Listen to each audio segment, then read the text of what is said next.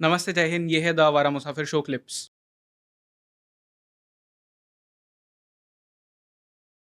और अगर हम शिव तत्व पे वापस जाए, जो आपने बात कही थी कि हमें ये रियलाइज़ करना है कि शिव कोई एक इंसान नहीं है, वो हमारे आसपास जो तत्व है, वही है।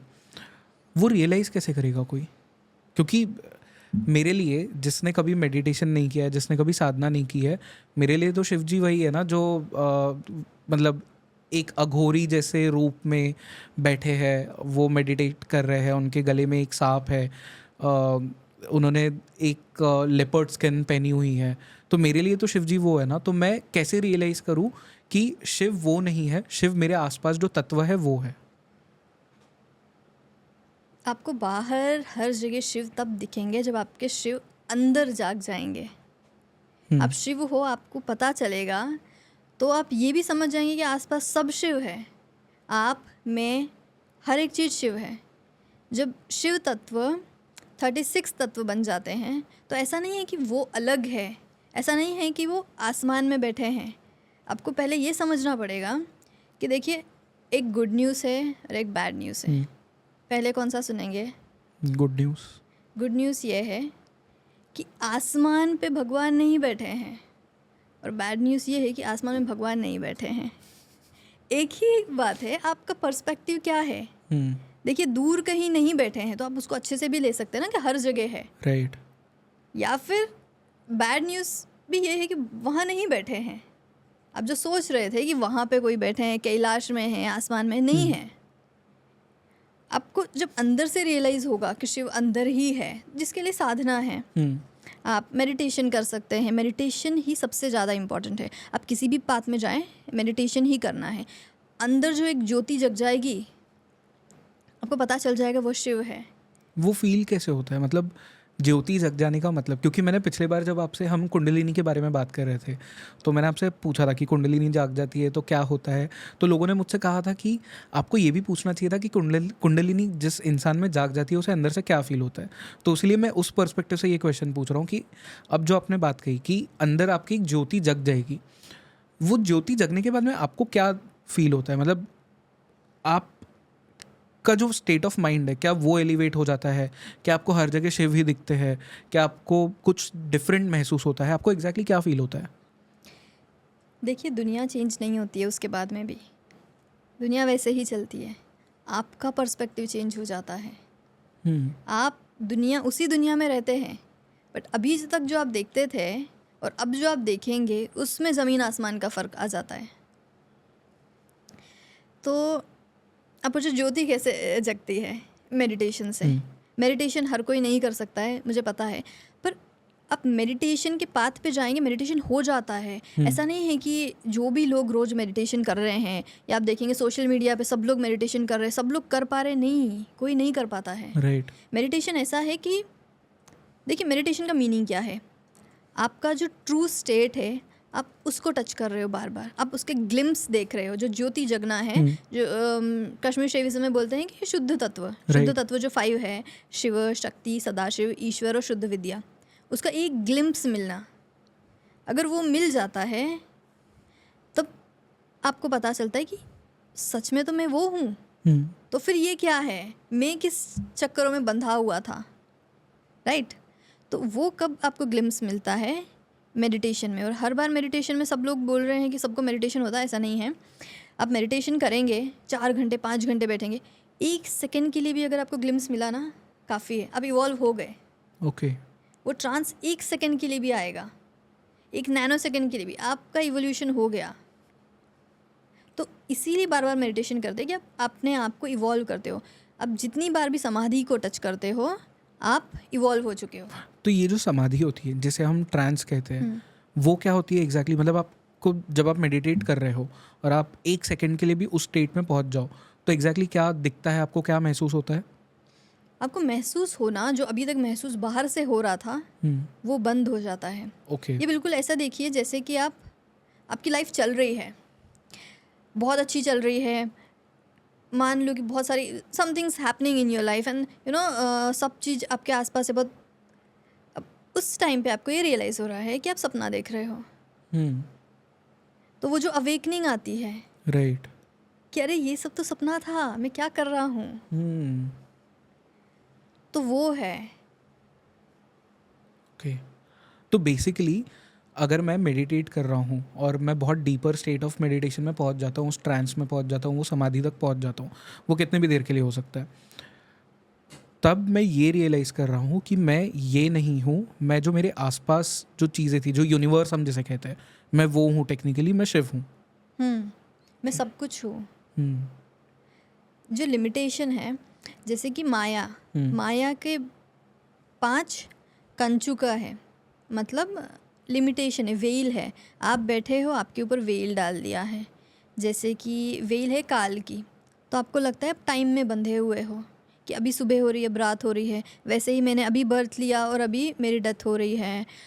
और हर एक चीज़ जो टाइम से अब बन चुके हो वो है काल में। फिर कला, आप जो कर रहे हैं, आप सब कुछ कर रहे हैं, आप हर जगह हैं, बट आपको लग रहा है आप यहाँ पे बैठे हैं, राइट। वो है कला। वैसे ही विद्या, हर एक ह्यूमन, हर एक जो जीव है वो अल्टीमेटली तो शिव है। तो शिव अगर पूरी दुनिया है तो हर एक जीव को सब कुछ आना चाहिए, हर एक चीज़ की विद्या होनी चाहिए। पर ये लगना कि नहीं मुझे सिर्फ इतना ही पता है, वो भी एक कंचुक है। तो ऐसे जो माया के वेल है वो हटते हैं मेडिटेशन से। ओके। मेडिटेशन आप जितनी बार भी कर रहे हो, ध्यान में जा रहे हो, तो जो माया के वेल है वो हटते हैं। तो माया जो है वो आपके माइंड को क्लाउड करके रखती है। जो लिमिटेशन हमको लग रहा है, राइट। वो सब सिर्फ माया है। और ऐसा नहीं है कि माया शैविज्म वालों ने नया कुछ तो डाला है। correct। माया, अच्छा आपने सुना होगा हाँ, राइट, हाँ। कि शैविज्म में नया माया का कॉन्सेप्ट आया है। माया क्या है? माया है ड्युअलिटी। आपको लग रहा है आप अलग हो, ये अलग है, सब लोग अलग है, जब तक ड्युअलिटी है वो माया है। और माया का फर्स्ट डिस्क्रिप्शन हमको ऋग्वेद में मिलता है। ऋग्वेद सबसे ओल्डेस्ट टेक्स्ट है। ऋग्वेद में यहाँ पे ऋषि पतंग बात करते हैं एक सुक्त की। उन्होंने कुछ मंत्रास दिए हैं जिसका सुक्त का नाम है माया भेद सुक्तम। तो ऐसा नहीं कि फर्स्ट है माया के बारे में, तो तंत्र में, पूरा तंत्र में माया है कि माया को भेदना कैसे है। बट तंत्र ये नहीं बोलता है कि माया को मतलब डिस्कार्ड कर दो। मैं यहाँ पे बैठ के मैं ये नहीं बोल सकती कि ये सब तो फेक है, करेक्ट। ये सब माया है, ये एग्जिस्ट कर रहा है, अभी के लिए एग्जिस्ट कर रहा है, तो इसको यूज़ करना है और आगे बढ़ना है। तो तंत्र वही बोलता है, जो माया है उसको तंत्र के थ्रू, टेक्नोलॉजी के थ्रू आपको भेदना है, वो है माया भेद। आपने एक बात कही कि कश्मीरी शैविज्म में टेक्निकली 3 तरह की चीज़ें होती है, अद्वैत, द्वैत और द्वैत अद्वैत। अद्वैत, if I am not mistaken, जिसे हम एकोनकार भी कहते हैं, कि मतलब एक है सब कुछ। मतलब जहाँ पे हम एक, जो क्रिश्चियनिटी में जैसे हम कहते हैं कि सेंट एंड द सिनर, 2 जो अलग अलग चीज़ है, अद्वैत बेसिकली ये कह रहा है कि वो दोनों एक ही है, कोई डिफ्रेंशिएशन नहीं है। तो द्वैत क्या हुआ, जो डुअलिटी है वो? देखिए, द्वैत ये है कि मैं और मेरे भगवान अलग है। जैसे कि भगवान जो कहीं पे बैठे हैं, मुझे जज कर रहे हैं या मुझे हेल्प कर रहे हैं, वो मुझे प्रोटेक्ट कर रहे हैं, तो जो वो है द्वैत, ड्युअलिटी, जो कि कश्मीर शैविज्म में आता है शिव तंत्र में। और फिर उसके बाद में रुद्र तंत्र, जो कि द्वैत अद्वैत है, जहाँ पे आप ये बोलते हो कि हाँ मैं और शिव अलग है, पर मैं उस पाथ पे जा रहा हूँ कि मैं शिव बन जाऊँगा। अब उसके बाद में है अद्वैत, शिवोहम, मैं ही शिव हूँ, बस मुझे जो माया के वेल है, जो डिल्यूजन है मेरे माइंड में, जो इग्नोरेंस है, अज्ञान है, वो हटाऊँगा। मुझे अपने आप को चेंज नहीं करना है, मैं ऑलरेडी हूँ। मैं एक, जैसे कि मिरर ऑलरेडी है, बस उसके ऊपर का डस्ट हटाना है तो आपको रिफ्लेक्शन दिखता है। तो वो है डुअलिटी, नॉन डुअलिटी, जिसमें बोलते हैं भेद, अभेद और भेदाभेद। राइट। पर ये बहुत फैसिनेटिंग चीज़ है, क्योंकि एक तरफ जहाँ पे कश्मीरी शैविज्म ये कह रहा है कि आपको माया से दूर जाना है तो ही आप शिव को रियलाइज़ कर पाओगे, और उसी में द्वैत भी है जहाँ पे माया का बहुत बड़ा रोल है, और उसी में द्वैत अद्वैत भी है जहाँ पे आपको ये पता है कि माया एग्जिस्ट करती है, आप सिर्फ ये रियलाइज़ करने का वेट कर रहे हो कि मैं इसके पार जा सकता हूँ और मैं शिव को प्राप्त कर सकता हूँ। तो टेक्निकली तीनों रास्ते उन्होंने क्लियर रखे आपके लिए। ऐसा नहीं है कि यही रास्ता सही है, आपको यही चूज़ करना है, आप किसी भी रास्ते से जा सकते हो। तो जो अद्वैत है उसको बोलते हैं भैरव तंत्र, जो शैव स्क्रिप्चर्स जो भी है उनको बोलते हैं शिव तंत्र, और जो अद्वैत में आते हैं वो भैरव तंत्र।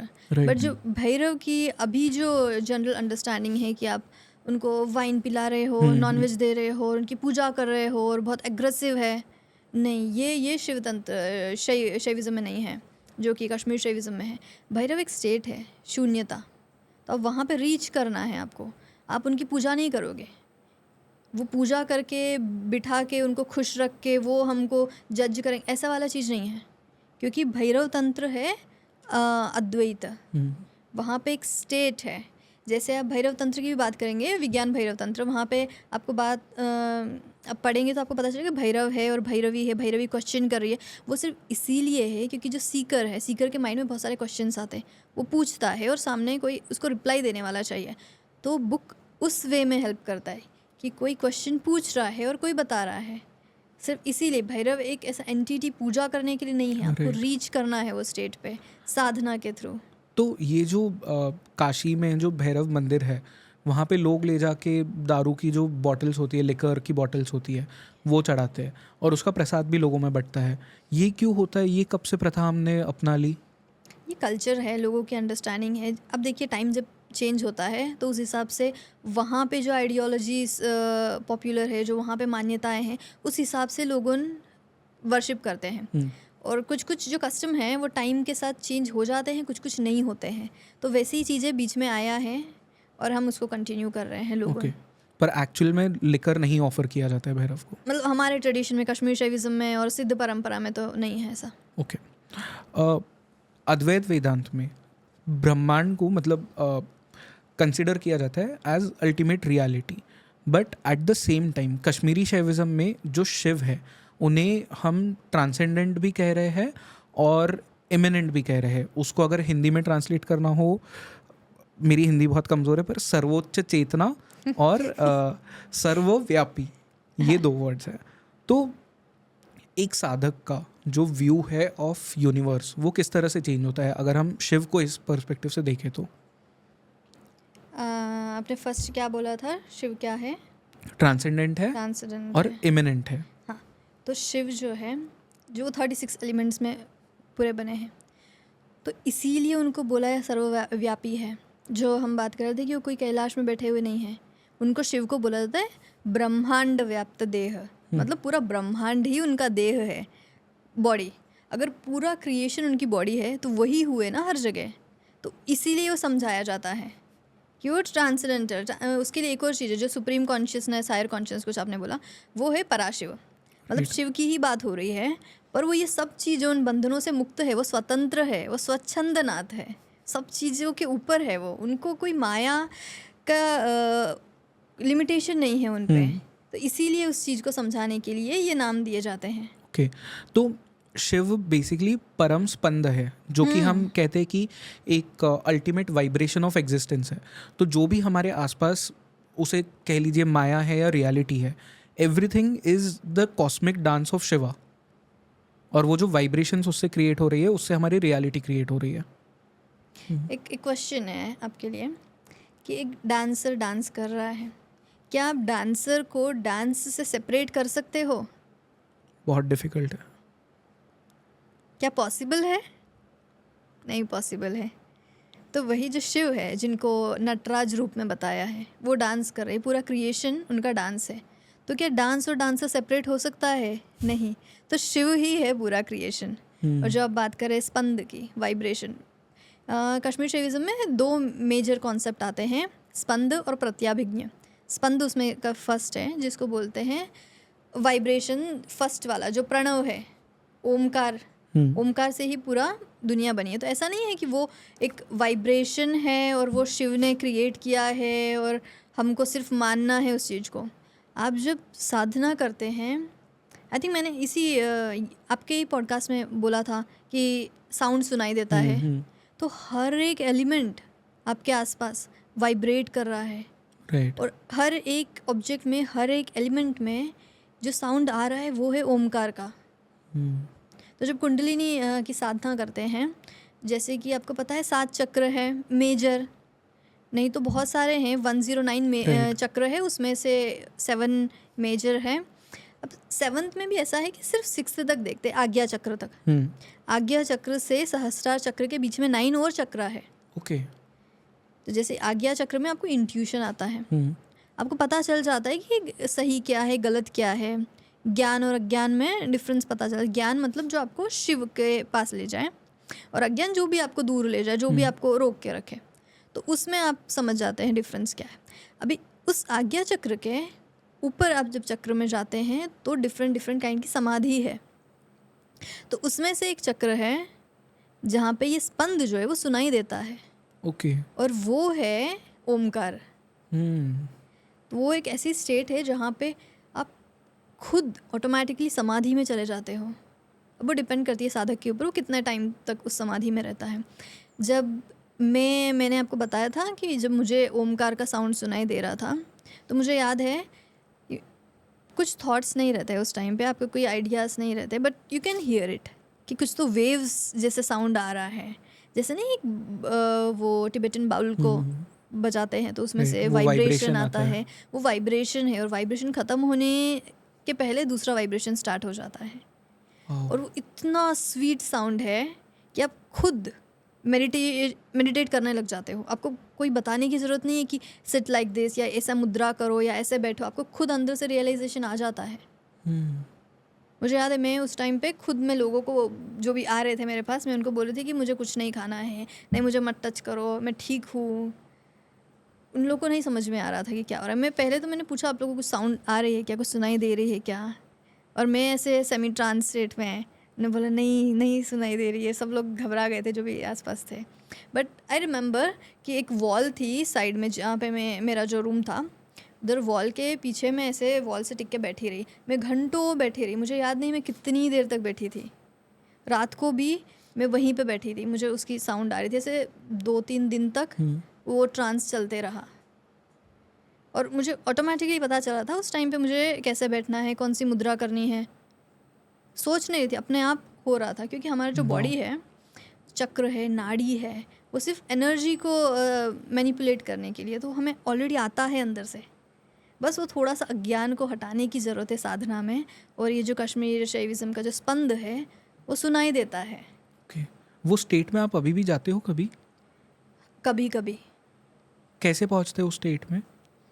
वो स्पॉन्टेनियसली था। मैं साधना कर रही थी, जो कुंडलिनी तंत्र की मैं जो साधना करती हूँ वो कर रही थी, मुझे याद है।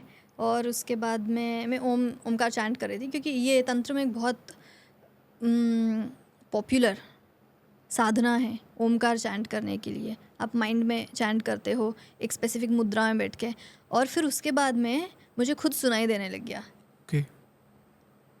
मतलब मैं माइंड में चैंट नहीं कर रही हूँ, हर जगह से वो आवाज़ आ रही थी। लाइक मैं फिगर आउट नहीं कर पा रही थी कि आवाज़ आ कहाँ से रही है। Right. Like from everywhere 360 degree I could hear it.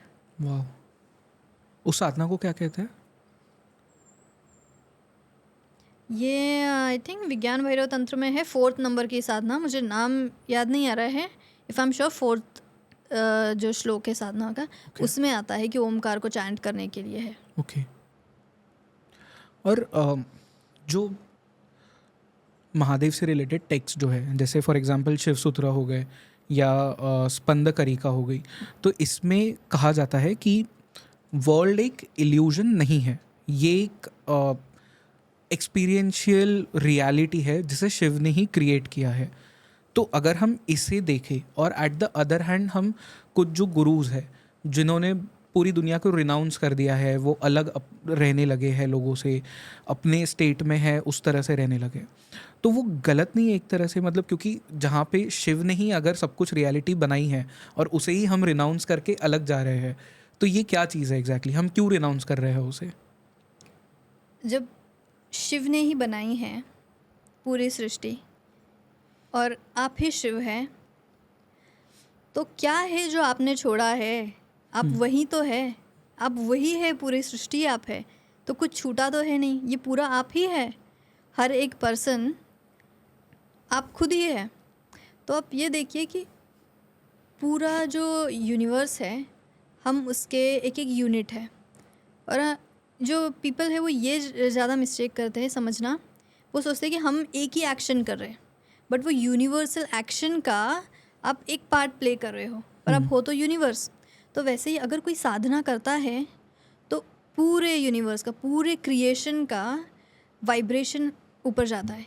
Similarly अगर कोई क्राइम करता है तो आपने भी वो क्राइम किया, मैंने भी Okay. किया, पूरा हमने कॉन्शियसनेस का जो लेवल है एक क्रिएशन का, उस टाइम मोमेंटली जो एग्जिस्टेंस है उसको हमने डाउन किया। तो अगर कोई बैठ के साधना कर रहा है तो ये मत सोचिए कि कहीं इफेक्ट नहीं हो रहा है। पूरा जो ब्रह्मांड है, जो क्रिएशन है, उसका कॉन्शियसनेस हाई ही हो रहा है। इसीलिए कहते हैं कि आपने कोई केव में जाके भी अगर कुछ एक थॉट सोचा है तो कितने भी साल बीत जाए वो एग्जीक्यूट हो जाएगा, वो एक्शन हो Right. जाएगा, कोई ना Thoughts कोई never आके die. करेगा। तो जो शिव सूत्र है वो एक चीज़ के बारे में बात करते हैं जिसे चैतन्यम आत्मा कहते हैं। तो इसके अकॉर्डिंग कॉन्शियसनेस जो है वो सेल्फ है, बट अगर एवरीथिंग जो जो भी हमारा यूनिवर्स है वो हमारा कॉन्शियसनेस है, तो मैं एज एन इंडिविजुअल इतना सेपरेट क्यों फील करता हूँ इस कॉन्शियसनेस से, इस यूनिवर्स से मैं इतना सेपरेट क्यों फील करता हूँ? मुझे ऐसा क्यों लगता है कि आप अलग है, मैं अलग हूँ, वो चीज़ अलग है, मैं अलग हूँ? ये स्टेट क्यों रहती है लोगों के अंदर? एक सिंपल सा आंसर है, कर्म। जितने कर्म है उतना वो पर्सन अपने आप को सेपरेट फील करता है। जितने कर्म कम है उतना वो बाकी लोगों को अपना समझ पाता है। तो जैसे आप बता रहे हैं कि आपको सेपरेट फील होता है, बहुत सारे लोग हैं जिनको आपसे बहुत ज़्यादा सेपरेट फील होता है क्योंकि उनके कर्म और ज़्यादा है। वैसे ही लोगों ने जिनके कर्म कम है वो कर्म पे ही डिपेंड करता है। और कर्म कैसे कम होते हैं? साधना से। ओके। उसके अलावा और कुछ नहीं है। क्योंकि जो बोलते हैं ना कि कर्म करो और उससे कर्म कम हो जाएंगे, आप कर्म से कर्म को कम कर ही नहीं सकते हो, क्योंकि कर्म तो आपके फिर भी बढ़ेंगे या फिर भी बढ़ेंगे। तो कर्म आपके बेसिकली ना नेगेटिव होने चाहिए ना पॉजिटिव होने चाहिए, वो जीरो होने चाहिए, शून्य होने चाहिए। पर शून्य तक पहुंचेंगे कैसे? वो होता है भाव से, कि आपके इंटेंशन है क्या कर्म करने के। इसीलिए कहते हैं ना निस्वार्थ कर्म करो। निस्वार्थ कर्म में आपके कर्म नहीं बढ़ेंगे, मतलब विदाउट इंटेंशन, आपका कोई इंटेंशन नहीं है कर्म करने का। इसीलिए अगर आप साधना में देखें तो साधना में एंड जो होता है, अब साधना करने के बाद में जो फल है वो भी आप भगवान को अर्पित कर देते हो। कि आप तो पुण्य के लिए साधना कर रहे हो, नहीं, बट साधना का जो रियल मोटिव है वो यही है कि आपको आपके कर्मों से दूर जाना है। तो इसीलिए आप शैविज़म में भी नहीं, आप किसी भी ट्रेडिशन में जाएंगे तो इस चीज़ पे बहुत ज़्यादा फोकस किया है। बहुत सारे मंत्र है, बहुत सारे श्लोक है जहाँ पे बार बार आपको रिपीट करने के लिए बोलते हैं कि मेरे जो भी कर्म है, जो गुड कर्मास है, बैड कर्मास है, सब चीज़ मैं यूनिवर्स को देता हूँ। तो बार बार इससे क्या होगा, आपका इंटेंशन सेट होगा कि आपको इसमें इंक्लूड नहीं होना है, आप इससे परे हो, आप ऐसे कोई हो जो आप कर्म नहीं कर रहे। कर्म करने वाला आप हो ही नहीं सकते कि आप कर्म अकर्म से बंधे हुए ही नहीं हो। तो उस चीज़ को याद दिलाने के लिए है।